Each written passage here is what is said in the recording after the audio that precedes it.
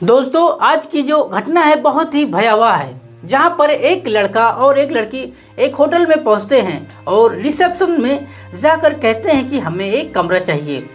Reception में मौजूद शख्स दोनों को एक नज़र देखता है और पूछता है कि क्या आप शादीशुदा हैं।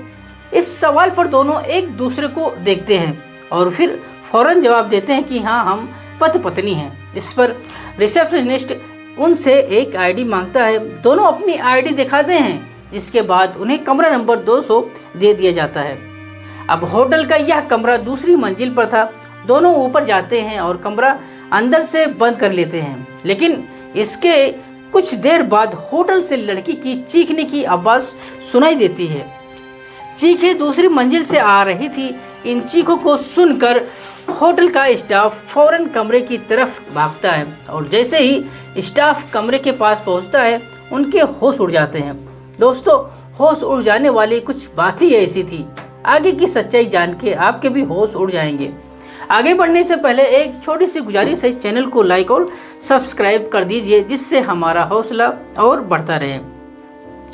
दोस्तों, ये पूरी घटना आगरा की है, जहां आगरा का रहने वाला 30 साल का युवक चंद्रशेखर चांदी की ढलाई का काम करता है। यह बिल्कुल एक आम घरेलू शादीशुदा जिंदगी जी रहा था। उसकी शादी करीब 10 साल पहले हुई थी और उसके 2 बच्चे भी थे। चंद्रशेखर को फेसबुक चलाने की आदत थी, जिसकी वजह से 2022 में चंद्रशेखर की फेसबुक पर मुलाकात होती है कंचन शर्मा से। कंचन शर्मा नाम की एक लड़की से। खबरों की मानो तो कंचन भी आगरा की रहने वाली थी और वो भी शादीशुदा थी, लेकिन कंचन की शादीशुदा जिंदगी ठीक ठाक नहीं चल रही थी। शादी के कुछ समय बाद तक तो सब कुछ ठीक रहा, लेकिन फिर कंचन ने यह आरोप लगाया कि उसका पति उसे परेशान करता है, लड़ाई झगड़े करता है और इन सब से परेशान होकर वो एक दिन कंचन अपने मायके लौट आती है और फिर अपने पति से तलाक लेने के लिए कोर्ट में केस दाखिल कर देती है। अब एक तरफ कंचन का तलाक का केस चल रहा था, वहीं दूसरी तरफ फेसबुक पर चंद्रशेखर से जान पहचान लगातार बढ़ती जा रही थी। पहले धीरे धीरे दोनों में बातें हुई, फिर दोस्ती और फिर दोस्ती में प्यार बदल गई। अब चंद्रशेखर कंचन के केस में उसकी मदद करने लगा।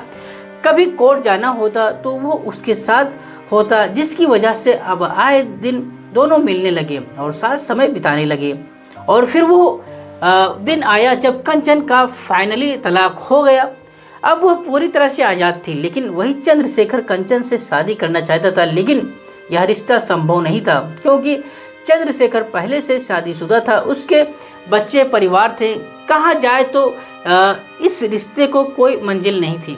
वही दूसरी तरफ कंचन के परिवार वाले अब कंचन के लिए दूसरा रिश्ता तलाश कर रहे थे और किस्मत देखिए कि कुछ दिनों बाद ही कंचन के लिए एक बढ़िया सा रिश्ता मिल जाता है और वही उसकी शादी तय कर दी जाती है। लेकिन ये बात जब चंद्रशेखर को पता चलती है तो अंदर से टूट जाता है।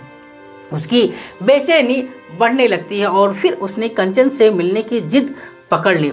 फिर कंचन को बार बार फ़ोन करता रहा, उसके ऊपर दबाव डालता रहा और आखिरकार वह मिलने के लिए मान जाती है। और 8 अप्रैल की सुबह चंद्रशेखर अपने घर वालों से कहकर निकला कि वो कारखाने के काम से बाहर जा रहा है और उधर कंचन ने अपने घर वालों से कहा कि वह मंदिर जा रही है। अब दोनों घर से निकलते हैं और रावतपाड़ा के पास दोनों एक जगह पर मिलते हैं। वहाँ से दोनों ऑटो लेते हैं और सीधा होटल किंग पार्क एवेन्यू पहुंच जाते हैं। होटल में उन्हें कमरा नंबर 200 दिया जाता है। कमरे में पहुंचने के बाद कंचन वॉशरूम में फ्रेश होने के लिए जाती है और करीब 5 मिनट बाद जब वो बाहर आती है तो उसे अजीब सी जलने जैसी दुर्गंध आने लगती है। वो चंद्रशेखर से पूछती है कि यह बदबू कहाँ से आ रही है। तभी वो देखती है कि चंद्रशेखर के हाथ में माचिस है और शायद वो तीलिया जला रहा था। चंद्रशेखर कंचन को देखते हुए कहता है कि तुम अभी के अभी अपने पिता को फोन करो और बोलो कि तुम्हें शादी वादी नहीं करनी है।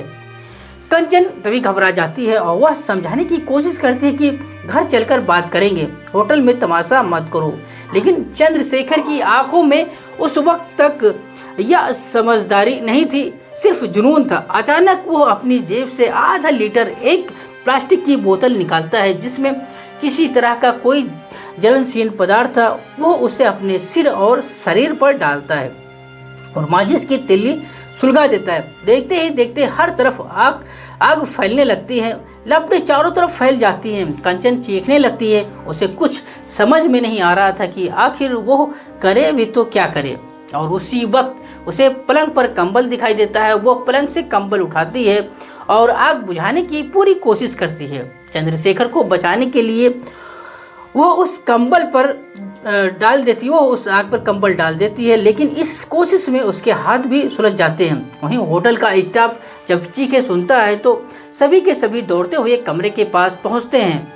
गैलरी में चंद्रशेखर की हालत देखकर उनकी फिर चीखें निकल जाती है। कुछ ही सेकंड में होटल के गेस्ट भी बाहर आ जाते हैं और हर तरफ अफरा तफरी का माहौल बन जाता है। कर्मचारी आग बुझाने की हर मुमकिन कोशिश करते हैं और फिर पुलिस को इसके बारे में सूचना दी जाती है। जब पुलिस मौके पर पहुंचती है तब आग बुझाई जा चुकी थी। चंद्रशेखर को कंबल में लपेटकर अस्पताल भेजा गया। वह उस वक्त बेहोश की हालत में था। खबरों में कहा जा रहा है कि वह करीब 80% तक झुलस चुका था। वहीं कंचन का भी इलाज अस्पताल में हुआ और सूचना पाते ही कंचन के पिता भी वहां पहुंचे और अपनी बेटी को साथ ले गए। इस मामले में पुलिस ने कमरे की अच्छी तरह से जांच की, जहां से उन्हें आधे लीटर की खाली बोतल बरामद हुई, जिसमें शायद पेट्रोल होने की आशंका जताई जा रही है। फिलहाल चंद्रशेखर अस्पताल में जिंदगी और मौत की लड़ाई लड़ रहा है। पुलिस अब इस पूरे मामले की जांच कर रही है। पूरे शहर में खबर फैल गई। लोगों ने कहा प्यार पागल बना देता है। कुछ लोग बोले कंचन ने उसे धोखा दिया। कुछ ने चंद्रशेखर को जालिम बताया। लेकिन सच क्या था? सच ये था, दो अधूरे इंसान एक दूसरे को पूरा करने की कोशिश में खुद को ही जला बैठे। चंद्रशेखर की हालत नाजुक है। जिंदगी और मौत के बीच झूल रहा है। कंचन अब एक बार फिर दोराहे पर खड़ी हो जाती है। झुलसे हुए हाथ, डरावनी यादें और समाज की सवाल भरी निगाहें। मोहब्बत सिर्फ साथ जीने का नाम नहीं है, कभी कभी मोहब्बत छोड़ देने का नाम भी होता है। और अगर मोहब्बत जिद बन जाए तो वो आग बन जाती है जो सिर्फ रिश्ते नहीं जलाती, इंसान को भी भस्म कर देती है। दोस्तों, इस पूरे घटना को सुनवाने का उद्देश्य किसी को परेशान करना नहीं है, किसी का दिल दुखाना नहीं है, बल्कि आपको जागरूक करना है, आपको सचेत करना है। अगर ये कहानी आपको सोचने और समझने का एक नया जरिया देती है तो और भी ऐसी जानकारियों के लिए हमारे चैनल को लाइक और सब्सक्राइब जरूर करें। हम चाहते हैं कि आप भी अपनी राय हमारे साथ साझा करें। कृपया अपनी राय कमेंट बॉक्स में ज़रूर देखें। पूरी वीडियो देखने के लिए आप सबका दिल से धन्यवाद और जल्द ही मिलेंगे एक नई और कहानी के साथ। तब तक के लिए जय हिंद, जय भारत।